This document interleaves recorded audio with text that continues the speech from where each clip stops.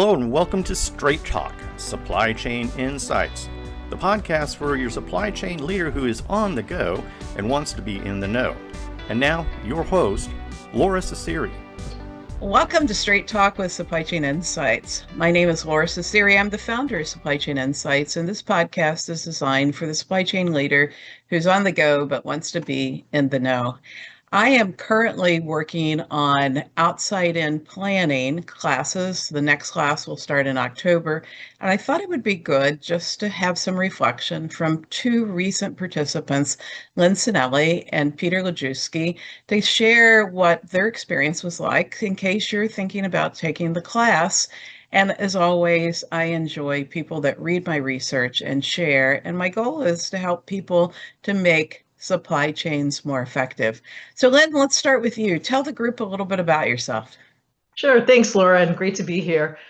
So I'm a veteran, I'd say, of the pharmaceutical industry, about 25 years, and have spent that time across large pharma companies, Bristol Myers Squibb, and most recently Merck. And most recently, I'm doing some independent consulting work in the supply chain space. My classical training is a bioengineer, and I think it actually fits very well with, understanding supply chain as a flow. And so that's a little bit about myself. Really passionate about the subject matter after having, I would say a T-shaped leader. Spent probably about 15 years really core in supply chain. You were great in the class. And Peter, how about yourself? Tell the group a little bit about yourself. Sure, thanks. And like Lynn, I have just a general passion about supply chain. I just think it's a fascinating field. And as I've said before, if you're unsure what to do with your career or what direction to send your children in their careers, get into supply chain because it's always going to be here. And it's just critical to what happens in any economy. But my background, again, classically trained engineer. Then about 6 or 7 years after that, went into supply chain and just found the magic and the fascination of how to resolve supply problems, whether those are ingredients or materials or capacity. And of course, what we all are destined to do, working with our customers and delivering the best product, to our customer when they need it. I've spent the majority of my career in the beverage alcohol business, but I've also had time in both food and cosmetics. Well, let's go back. When you signed up for the outside-in training, what did you expect to get from the class, and what did you actually receive, Lynn?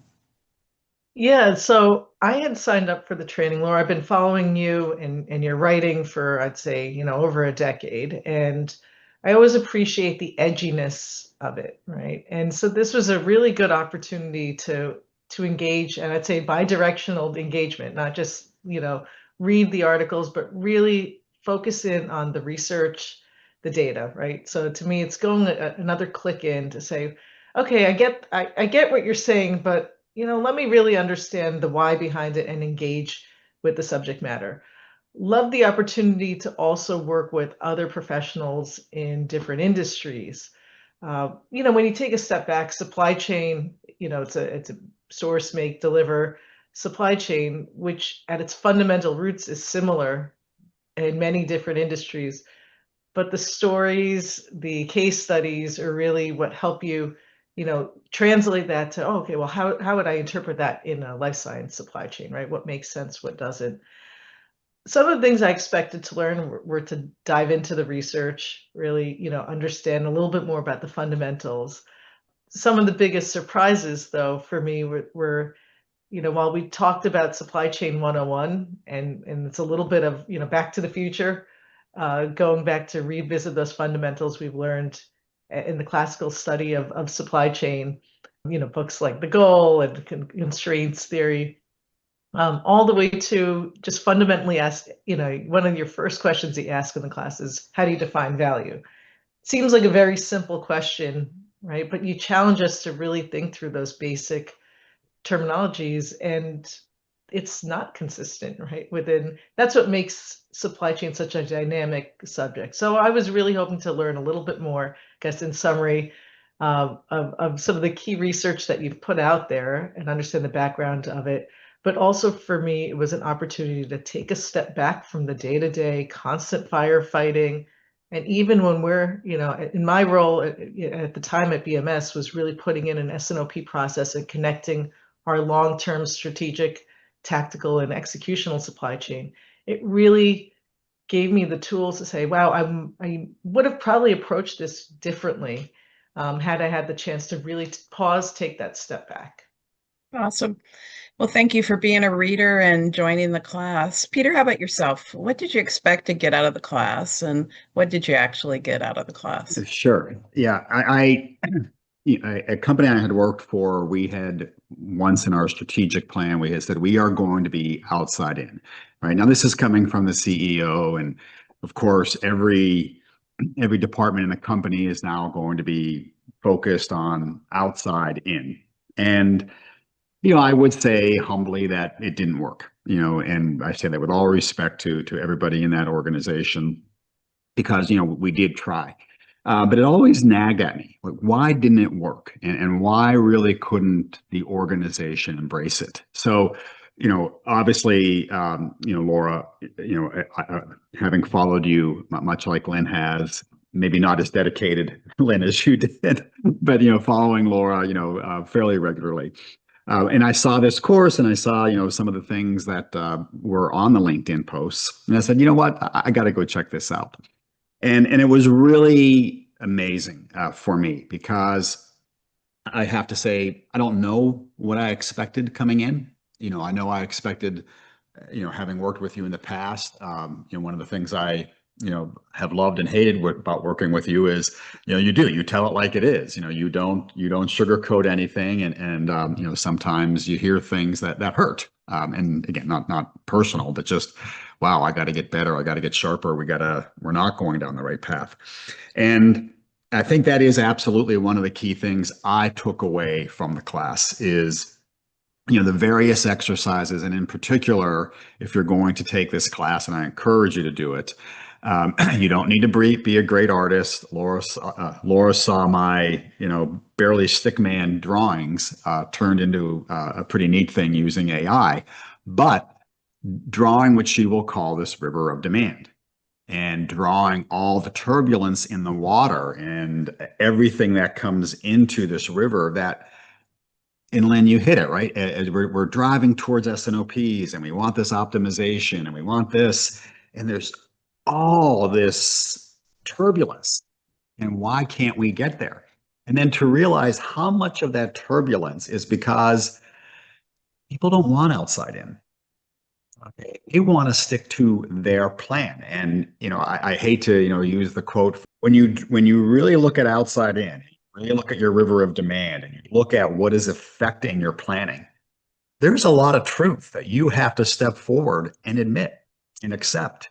And, can you really handle the truth? And that's what I love, because when you can see the truth, you really can see, whatever that light is on the horizon, that beacon, and begin to shape your plan and get rid of all the noise that is in your way. Maybe not get rid of all of it, but navigate it better. Okay. I think, Laura, the focus on stripping your metrics down to what really matters, Lynn hit it, focusing on what is driving value in your organization versus, Laura, correct me, was it 56 metrics you told us that the average supply chain organization measures? And S&OP, it's like, how do you ever have a meeting, right? When you're talking about all these metrics. Right. And then how many of those metrics are political? And are they doing anything for your customer? That's what I just really loved. It was, I don't want to say it was a, whole bucket of water, but it was just, an actualization of, I'm not crazy. Yes, there are some, maybe I'm crazy, Laura's smiling. Okay. There are some natural things that happen in organizations that take us away from our goal. Okay. And then how do we really bring those supply chain goals into the organization so the rest of the organization understands this really is about the customer. It's not about the supply chain. And of course, when sales understands that, magic can begin to happen. Well, Peter, you said that you worked for an organization that wanted to be outside in, and had to keep an unlearning journal as part of this. What were your key Mhm. unlearnings, and what was your lesson about why your prior outside in experience didn't work? Yeah, I think that to me the biggest thing is you'll talk in the course about FVA, forecast value add, Mhm. and uh, this business was certainly a push business. That I was in. We were talking beverage alcohol. There's a lot of producers making product, believing that here's what the consumer wants. You have the middle tier trying to steer what are they really buying? The liquor store, the bar, whomever. And then of course, what is the consumer really taking away at the shelf? Right. And so there's this push. And when you begin to come back through this FVA and you say, look at the information we're getting from sales or from commercial or supplier business development doesn't fit with what's really happening in the market. And sometimes, all of a sudden you have a conflict because people don't want to hear that their information isn't improving the performance of the company. Like that hurts. That's a hard thing to accept. And often that is deeply rooted in politics or a supplier relationship or that type of thing. So within that, I did some work as part of this course, kind of with information that I still had. And I really believe that there is a much stronger correlation to how we are compensating our sales teams, okay, than what happened last year or last period or whatever you want to use for your trending. And it's like, wow, if company X is going to compensate our sales organization this way, and the supply chain doesn't know a darn thing about it. No wonder we're, overstocked or out of stock, or we're not compensating them the same way we did last year. It's like, well, gee, how come these 2-year trends or 3-year trends aren't holding? And then you Right. dig in it. So we're not connected to really bringing the information into the supply chain. And quite frankly, I wasn't out there asking for it. It was a big unlearning for me. It's not about the trends. It's about, hey, how are people's wallets being filled? And that's Right. what we need to get back to. Lynn, how about yourself? What were your Yeah. big unlearnings? So I'd say there are three really big unlearnings, right? One of them is the one that Peter just mentioned, a misaligned functional incentives and objectives. Having spent time in the operation, having spent time in supply chain, and actually on the commercial and policy side, you really get that tension between OEE, functional metrics like PPV for procurement, distribution and logistics spend. And if you really think about those, they were in conflict with each other, right? So really understanding operating margin, right? Really pushing on something on return on invested capital. These are metrics at an enterprise level that really do help align. That's a huge unlearning because it's easy to communicate, get me savings in procurement, get me the best OEE in manufacturing, but there comes a point in time where if you're not attacking the bottleneck and really thinking through promotions, right? That was another big unlearning. Are we really generating new demand, or are we just adding more variation, right? Bullwhip to the entire supply chain. And that was the fun part of the, Mhm. like we all understand inherently bullwhip, but to actually go and calculate it through your supply chain gives you that aha moment. Another one is on data integrity, right, Laura? We've always talked about in any ERP implementation, we have to have master data, 100% correct, or it has to be perfect. And one of the things that you helped me realize is over time, and even how our MRP systems, right, the schema and read work, is that they were a function of the system. The integrity of the actual planning system was a function of the capability of the computation mechanism, right? But now we're entering a place where actually there's an inflection point where it might not need to be that great, but as long as you understand it, your ability to reprocess, replan can enable you to leverage technology that would say different when I started taking my first Apex classes, 15, 20 years ago type of thing. Another unlearning for me, that I'll end on is is even as simple as understanding the unstructured data that you have access to in your company that you're not using. And one of the assignments is as simple as Laura's like, sit down with your data scientist, sit down with someone in commercial. And gosh, and I wish I did that earlier, because just having that conversation, supply chain, you actually have certain tools, right? Sometimes it was, we have Kinaxis Rapid Response. We're not leveraging the demand planning module and forecast value add instead of me manually calculating. Our data scientists do have patient data, and we're not necessarily leveraging that. We're just taking the forecast and working through it. And then the pieces that some segments, right? How many value chains do you have? Some segments are not forecastable, and that's okay. Don't try to push a system that is traditionally built as an inside out system, because it actually, you getting better MAPE or forecast accuracy, forecast bias isn't your objective there. You can actually take segment the planner's time to spend and collaborate on those SKUs, and then use leverage the statistical forecast, where that makes a lot of sense. So, it really opened my eyes to how do you leverage the data, the systems, the processes, the structure. And maybe I'll add one last one, Laura, because I thought this was super interesting, right? When we're talking about AI and large language models, is we had the opportunity to engage with an LLM in the outside in class. And at first I was like, okay, yeah, that's interesting. But Laura, the aha for me was, Lynn, if you set up an LLM, you can actually mine that data, understand what information do your planners need, what are they querying to better develop your training and development programs, right? And to me, I would never even think about leveraging it that way, right? We're like, okay, Laura, that's fun. We have a ChatGPT thing. I can query what's the inventory in some place. But when you aggregate that data across a large organization, you create new opportunities, right, for better training, support of your planners, who at the end of the day are the ones where this all kind of comes, down to, right? They feel the most tension, and our role as leaders is to really understand that, and then what are the actions that we can take, to make their job really where they're focusing on the things that actually matter the most, and let the systems, operate the way that they can, right? Yeah, the use of the large language model, which allows us to converse in different languages, has been fun to have in the class, because one of the things that I want people to think about is learning how to be better at query.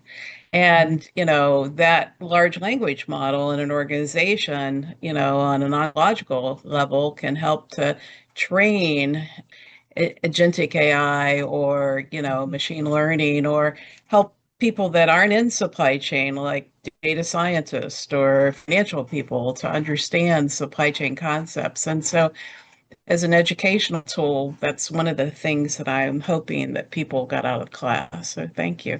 So Lynn, you went through the class, you did the homework. When I start the class, I have typically 60 people, and usually about 24 will finish, and about 18 will do the homework. And so you did the homework. Thank you.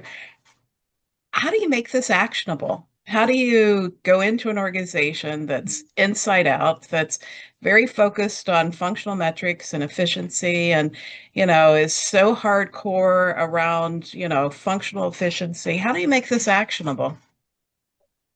Yeah, Laura, I mean, I think I've realized through the course, and you've shared many anecdotes throughout your career as well, that it's not easy, right? And so I want to put that out there. That was another big takeaway. You've brought in supply chain practitioners who get it, who got it right through your class, and then went on to try to implement it. And so, the couple of things is, number one, don't underestimate the change management it takes to make this actionable. I liken it to, even engineering or school, right? You read something, you get the theory, now you're equipped with this piece of information, and you want to run and share it with the world. But one of the things that you had highlighted for us were the two things I took away. One was, your sphere of influence, your sphere of control. That's a lesson I want to continue to coach, my teams with currently in the future, because that's a huge learning.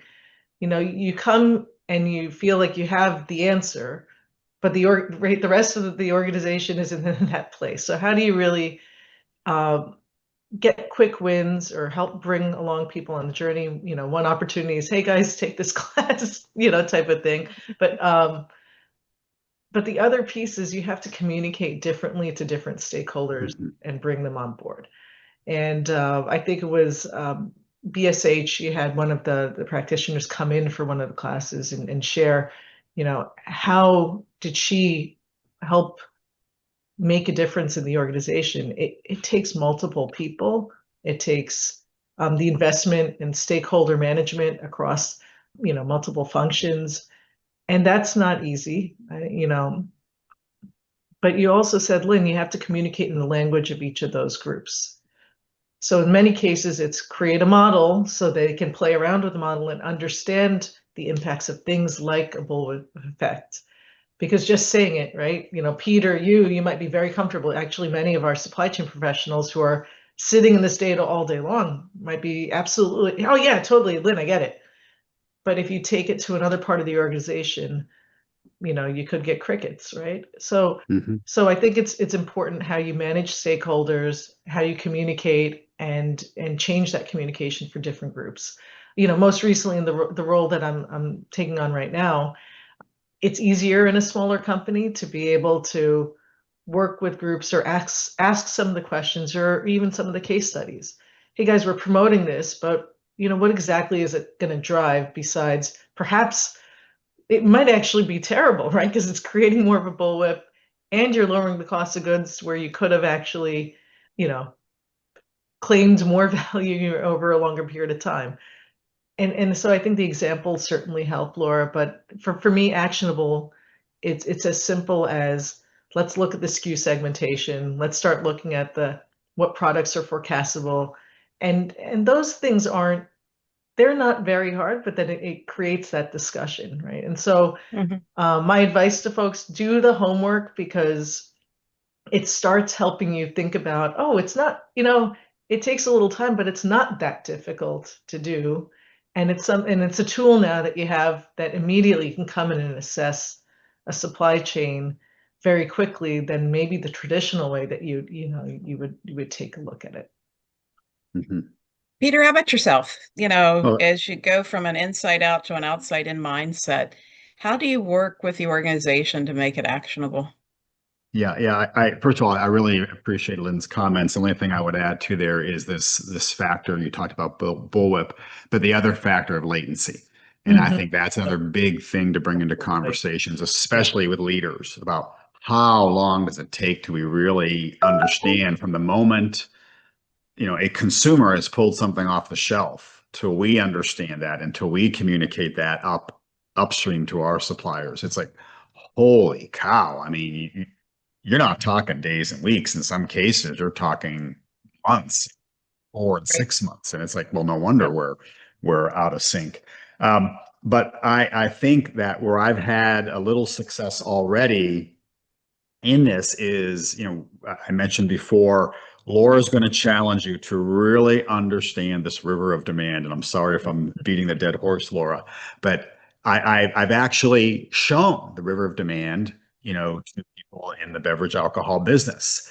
I've asked them what would they add? What would they subtract? And unanimously, I get this, oh my God type of reaction. Hadn't thought about all this stuff. And I think this is a great way for us as supply chain professionals to not just explain supply chain, but to explain here is quite frankly the pollution you're putting in the river. Okay, we talk about the cesspool of overage inventory and expired products that are there, and it's like, and it forces people. And Lynn, I love that you brought up waste, because what I don't know how many organizations really look at waste as a way to look at their costs. We're so focused maybe on reducing the cost of this widget. I think looking at this river of demand, you begin to look at all the costs surrounding it. And how can I improve those to net reduce my costs, improve the ROI, raise my EBIT, depending on, what the organization is. So I think it was just really beautiful to be able to understand that and really getting back to should look at the river of demand, challenging other executives and other leaders. Well, what does good look like to you? Because here's how we define it in supply chain. But if that's not what the rest of the organization is going after, we're creating the turbulence now. And so I think that's the other piece is like, I'll just pretend here, Lynn, are you and I really aligned on what we're trying to do with this company? Or we have been at odds, right? It's the classic. Well, sales wants service and finance wants the inventory down and they want to manage the cash flow. And the guys in the warehouse, I want simple trucks to deliver. I don't want mixed loads and all that type of stuff. So how are we really bringing this all together? So I just think the course that you've designed, Laura, is if you're really committed to elevating the supply chain performance in your company, if you don't do this, shame on you. This really helped me anyway. And I'm going to probably overstep my bounds here, Lynn, and say it helped you too. Look at things in a different way, realize where I wasn't communicating effectively and bringing new methods to communicate what's happening in supply chain to the organizations I'm supporting. Thank you, Peter. Now, the class doesn't ask for money, but it does ask for time. And how much time did you have to put into it? And, how did it cause you to restructure your work? Lynn, you want to go first? I'll take this first. First of all, the initial weeks aren't too bad, right? There's some reading, but again, if you're a supply chain geek, this is cool stuff. It's like shame on us, but it's cool, right? And it's people laugh at when they see some of these articles that you're reading or this analysis. So the first few weeks, it's really, I would say it's a light lift, okay, and it really dovetails nicely, into the day-to-day work. As you get towards, what I'll call the final project, because I worked for Laura at one point early in my career, I was still afraid of her. So I really put a lot of effort in there. I'm going to say there was no less than 12 hours into my final project. But you know what? It was really, I would categorize it more as a capstone. What do I know about supply chain? What do I know about my business? And what have I taken from Laura's course? And it kind of put together kind of a whole strategic plan for where would I take this business. So yeah, was it work? Absolutely. But it was very almost cathartic in a sense to clean out the crap that has, obscured some of these things in my vision and really said, here's where I'm going. This is where I want to take the supply chain, at least in the world of beverage alcohol. So was it work? Yeah, but it was fun and freeing, as I said, cathartic. And how about your network contacts, Peter, along the way? Laura, that you broke up just a little bit there. I'm sorry. How about the people in the class, the networking? Terrific. I really we had, such a diverse group from different industries, and it was really very interesting. But what we all found was we had similar, blocking and tackling issues taking place in our companies. So I've actually, I have taken phone numbers, and right now it's been more only social communication. Hey, how are you? But I look forward to continuing that as we really face some business issues. And I would tell you it was, I don't want to overstep and say we became a family, but it definitely became a little bit of a, brotherhood, sisterhood, right? We were really, hey, I want to really talk to Lynn about this outside of the class. And I did talk to some people, what are you feeling? And some people who didn't work in beverage alcohol, they were fascinated. And we drew the parallels of our businesses, and they shared metrics that I wasn't using and, we'll adopt in the future. So you definitely gain, through that cross-pollination. Awesome. Lynn, how about yourself? Let's talk about how much time did it take and, the networking? Yeah. Sure. In terms of time, Peter, I'd agree with you that there's perhaps later in the beginning and all the way, through, maybe it picks up a little bit. But I want to take a step back because it's a great investment in your ability, right? It's going to save you a lot of time in the future. Mhm. And that's where you really want to create that space, because it's about, you could say going slow to go fast type of thing.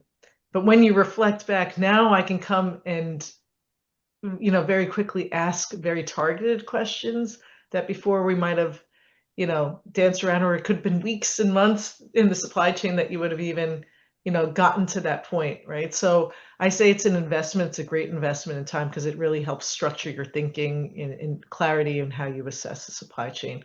And I can tell you, now I approach things in a very different way, especially when you get to start from scratch on certain things. Um, it's a wonderful tool. And I guess the second part of your question, Laura, in terms of the networking, we had a great group as well. And outside of the class, we continue to. There's two avenues, right? Laura does have a networking session monthly that you can dial in, and certainly meet other people from other cohorts, because like you say, you come out of the experience like a changed person, but then you have to go back to the reality of, well, this cohort, the rest of the people haven't gone through something like this with you. So you can get that community to bounce ideas off. But I would say even in industry, the contacts that we make, and certainly supply chain professionals going through other job transitions and things like that, it has also been a wonderful community to reach out to folks as well. So there's certainly other benefits of having this group. But I've certainly followed everyone in my cohort, on LinkedIn. And so when we post and we talk about different, areas, it's, you kind of listen to it and hear it with the lens of, yeah, well, they get it because we've talked about, we've gone through this shared experience. Mhm. Anything I didn't ask you want to share with the group, Lynn, just to close? Yeah, I mean, I'd say, Laura, one of the things I opened up with is that I was an engineer by training, and I never really connected the dots in terms of why I really enjoy supply chain so much. And, we've talked about this idea of flow, right? Peter's brought it up, the river of demand. And that's when it clicked for me, right? As a bioprocess engineer, for me, it's all about, how do you make and move product and filters and things like that, and fluid dynamics. And I never really, I'm a lean practitioner, and, I always think about value stream map, but it was one of those things that I was like, oh, that's why I love this subject matter so much. It really is actually like a fluid dynamics or a bioprocess engineering, train.